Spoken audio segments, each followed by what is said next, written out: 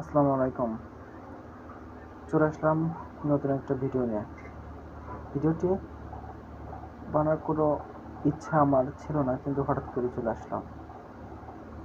সাম্প্রতিক সময়ে রাঙ্গামাটির বা চিটাগাং অঞ্চলের বা যে অঞ্চলের মানুষ চাকমারা বসবাস করুন না কেন, তাদের তাদের উপর নির্ভরকৃত কিছু সমস্যা নিয়ে আমি কথা বলবো।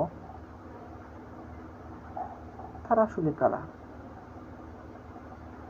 তারা হিন্দু, তারা মুসলমান, তারা বৌদ্ধ, তারা খ্রিস্টান, তারা সবই। তাদের মধ্যে সবচেয়ে বড় অবস্থানটি হচ্ছে তারা কিন্তু একটা বাংলাদেশী। আপনার তারা তো চাকমা। তাদের মধ্যে কি মুসলমান নেই, হিন্দু নেই, বৌদ্ধ নেই, খ্রিস্টান নেই? তাহলে আপনারা ওইভাবে জাস্টিসফাই কেন করতেছেন যে একটা দেশে